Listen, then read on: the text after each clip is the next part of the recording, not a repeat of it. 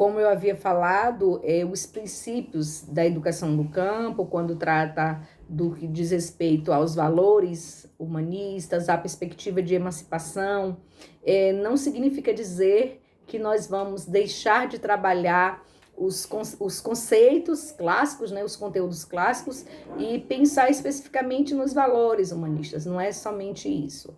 Não se trata de substituir uma coisa por outra. Se trata de, como diz o Dermeval Saviani, dosar, sequenciar, fazer com que nós consigamos colocar cada um no seu devido lugar, sem necessariamente tirar e colocar alguma coisa.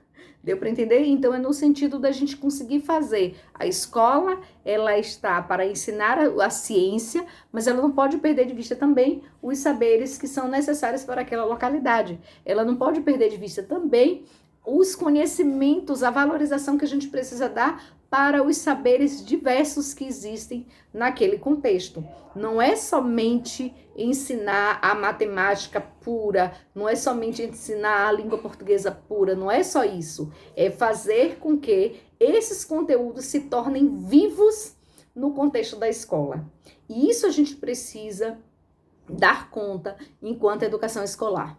Talvez se nós pensássemos nessa perspectiva de tornar vivas nossas aulas, de tornar vivos os nossos conteúdos, talvez os nossos alunos eles não teriam tanta dificuldade em compreender os diversos conteúdos que às vezes a gente acha que trabalhou como deveria, que a gente acha que a gente deu o suficiente para que eles entendam, quando na verdade os nossos conteúdos estão mortos, não tem vida, não tem sabor, não tem sentido na vida do aluno. Mas ele é necessário? É. Só que a gente precisa fazer com que esses conceitos eles se tornem necessários, inclusive para a emancipação humana.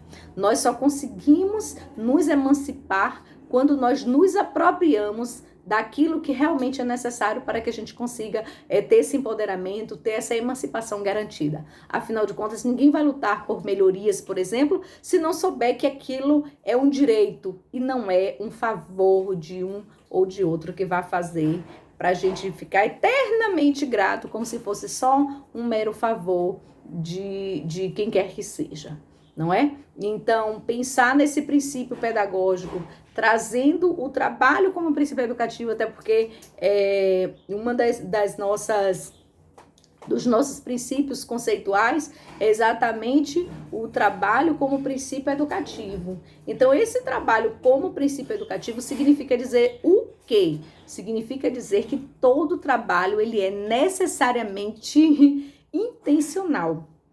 Como eu disse anteriormente, ao nascer, e aí o Dermeval Saviani ele vem pontuando isso, todos nós somos humanizados, ou precisamos ser humanizados. Precisa de um alguém para nos ensinar, para dar a comida, para dar o banho, para aquecer do frio, para ensinar dar bom dia, boa tarde, boa noite, até logo, para falar, para andar. Então, tudo isso é intencional. E aí, quando a gente vê o bebezinho se deixar lá à própria sorte, ele certamente ficará, se for conviver com cães, vai aprender com os cães, e aí a gente vê vários casos, exemplos de histórias de vidas reais e que foram seres humanos, mas não foram humanizados. Eles são seres humanos, mas foram criados por outras espécies de animais, e aí eles aprenderam como tais e não como seres humanos, porque para se tornar humano precisa ser, de fato, ensinado, precisa passar pelo processo de humanização. Então, isso a pedagogia histórico-crítica traz muito bem com o Dermeval Saviani, quando ele traz essa importância do trabalho, e aí a gente vem lá, esse trabalho como princípio educativo, porque tudo é intencional, tudo existe uma intenção para que dê certo, e quando se trata de educação escolar, nós, além de termos um trabalho intencional, esse trabalho intencional ele é direto porque ele atinge especificamente o nosso aluno, e aí nosso aluno não é só um, são vários alunos, mas que cada um deles contém uma história diferente, e portanto nós precisamos conhecer quem é esse aluno, para que possamos ensinar mais e melhor, e fazer com que a gente consiga ensiná-lo tanto a ponto dele se tornar autônomo, a tanto dele se tornar construtor da sua própria história, né? E aí quando a gente viu nas discussões anteriores da live, que fala da pedagogia do oprimido, né, dessa importância da gente aprender para a gente deixar de ser oprimido.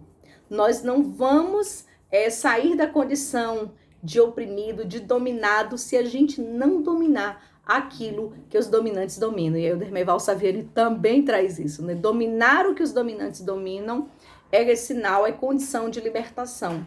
Então, libertar daqueles pensamentos que nos aprisionam para que a gente consiga mudar essa realidade aqui fora, né? A gente entender como se dá cada realidade de cada comunidade para a gente poder agir de forma intencional e fazer com que os nossos alunos eles se tornem construtores dessa história. Mas eles só se tornarão construtores dessa história se de fato nós ensinarmos o que precisa ser ensinado para além dos conteúdos, porque nós precisamos garantir que eles leiam, que escrevam, que compreendam, que produzam, enfim.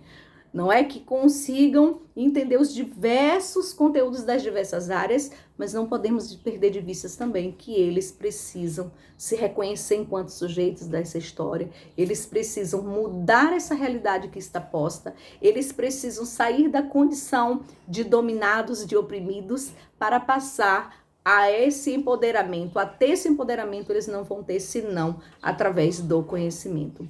E o conhecimento muda, o conhecimento transforma, e é nessa perspectiva de não ser um conhecimento individualizado, particularizado, mas sim um conhecimento de modo que a gente pense nessa sociedade, que a gente pensa nessa possibilidade de ofertar aquilo que a gente precisa ofertar para todos.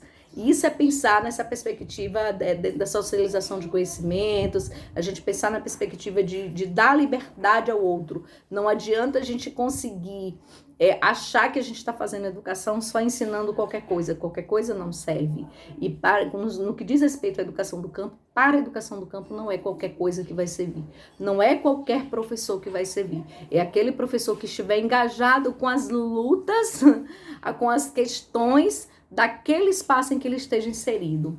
Não é ele determinar, mas é ele fazer com que todos aprendam, nenhuma menos, né? Com que todos consigam ter essas condições de aprendizagem, ter essas oportunidades de aprendizagem de forma igualitária, pensando nessas particularidades dos movimentos, né? E aí a gente viu que os movimentos eles têm a sua pedagogia própria, tem a sua forma de trabalhar própria, então a gente precisa adentrar nesses espaços na certeza de que a gente vai poder e vai querer somar cada dia mais. Não adianta querermos fazer do nosso jeito como se essas comunidades não tivessem uma forma de trabalhar. É óbvio que nós precisamos entender que os conceitos científicos a escola precisa garantir, mas existem outros saberes que precisam ser respeitados, que precisam ser valorizados, que precisam ser garantidos num processo de discussão, até como eu disse, para tornar viva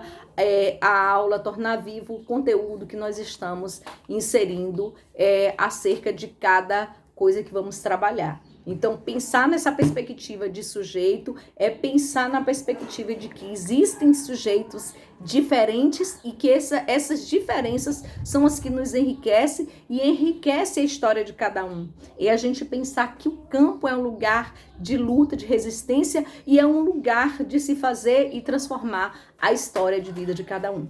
Então, é pensar para além daquilo que nós estamos ensinando. Se eu ensino em uma escola da cidade, o que meu aluno do campo, eu venho trazendo com força, eu venho trazendo para o debate, que vai fazer com que esse aluno ele se sinta valorizado e diga assim, eu sou da comunidade tal, eu faço parte de um assentamento tal, eu faço parte de uma comunidade quilombola tal. Será que de fato a escola está pensando nisso? Será que nós estamos pensando nisso no nosso dia a dia? Ou a gente está tão correndo, tão voando, que a gente acaba não se dando conta que ali são seres e que precisam pensar, né, nessas particularidades? A escola precisa estar pensando nisso, né? O corpo docente como um todo, ele precisa estar pensando nisso, porque ali são vidas, e são vidas que têm histórias riquíssimas e que precisam ser valorizadas para que ele diga realmente essa identidade, essa autoafirmação, ela seja garantida, ele tenha esse privilégio de dizer de onde ele é, com muito prazer, com muito orgulho, sabendo dessa bagagem imensa de conhecimento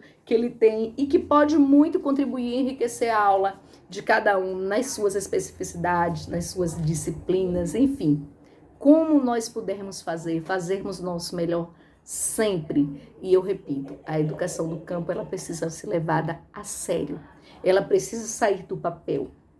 É preciso que nós estejamos muito mais envolvidos do que aquilo que imaginemos.